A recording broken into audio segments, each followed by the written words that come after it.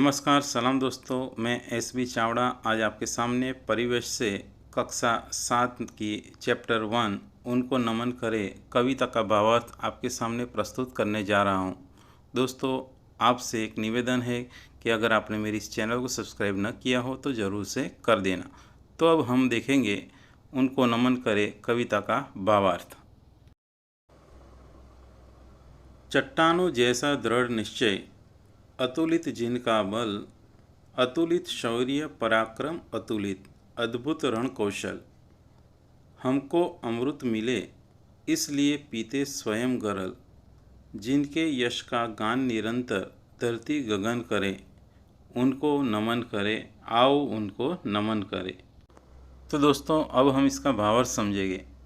इन पंक्तियों में कवि हमारे देश के वीर सैनिकों के बारे में बताते हुए यह कहते हैं कि चट्टानों की तरह दृढ़ निश्चय वाले, यानी कि सख्त एवं अटल निर्णय शक्ति वाले, जिनकी कोई तुलना न की जाए, ऐसे बलशाली निर्णय शक्ति वाले, जिनकी कोई तुलना न की जाए, ऐसे शूरवीर पराक्रमी एवं अद्भुत युद्ध कला के जानकार, खुद जहर रूपी मुसीबतों एवं तकलीफ़ों को हमेशा सहन करते हैं और जो शत्रुओं से हमारी रक्षा करते हैं।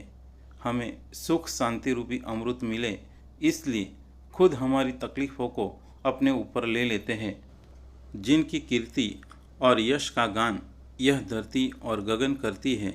ऐसे वीर सैनिकों को हम नमन करें, उनके हौसलों को हम आओ मिलकर नमन करें। तो इस प्रकार कवि ने इन पंक्तियों में हमारे देश के वीर सैनिकों को सम्मान देने की बात कही है।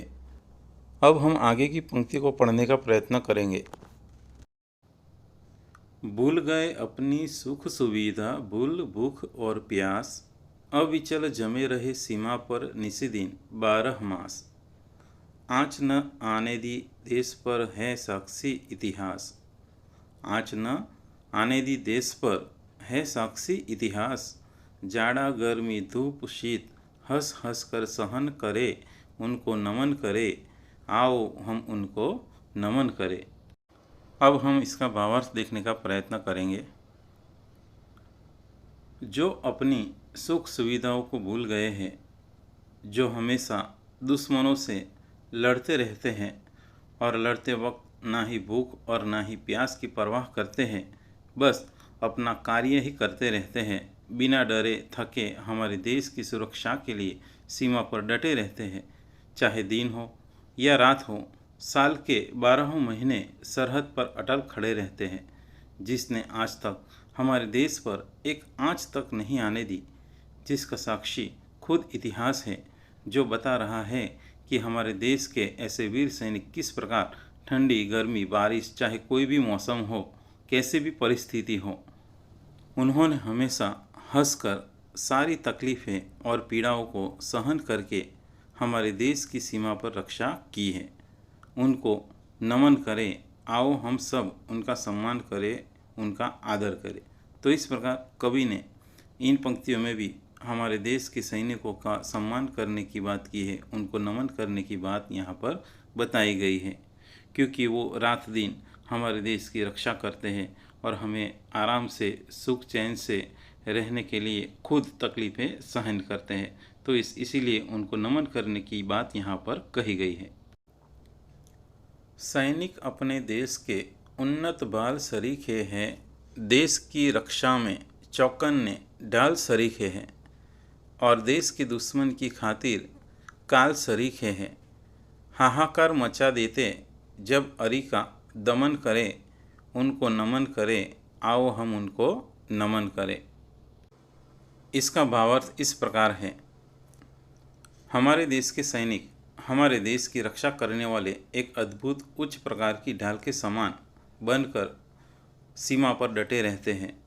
जिस तरह ढाल युद्ध के मैदान में शत्रु के वार से सामने वाले की रक्षा करता है, वैसे ही हमारे देश के सैनिक हमारी ढाल बनकर दुश्मनों से हमारी रक्षा करते हैं। हमारे देश के वीर सपूत हमारे देश की रक्षा करने के लिए शत्रुओं पर काल बनकर टूट पड़ते हैं और शत्रुओं के अंदर हाहाकार मचा देते हैं। वे उनका सर्वनाश कर देते हैं। ऐसे वीर सैनिकों को आओ हम उनको नमन करें, हम उनका आदर सम्मान करें। तो इस प्रकार कवि कुल मिलाकर इस कविता के अंदर हमारे देश के सैनिकों को आदर सम्मान देने की बात करते हैं, क्योंकि हमारे देश के सैनिक चाहे कैसी भी परिस्थिति हो वो हमेशा सीमा पर अपनी ड्यूटी, अपना फ़र्ज़ निभाते हैं और हमारे देश की रक्षा करते हैं। तो दोस्तों, आपको मेरा ये वीडियो कैसा लगा ज़रूर से कमेंट में लिखकर मुझे बताना। दोस्तों, इसका अगला पार्ट मैं जल्द ही आपके सामने लेकर लौटूंगा। तब तक के लिए आभार, धन्यवाद, थैंक्स।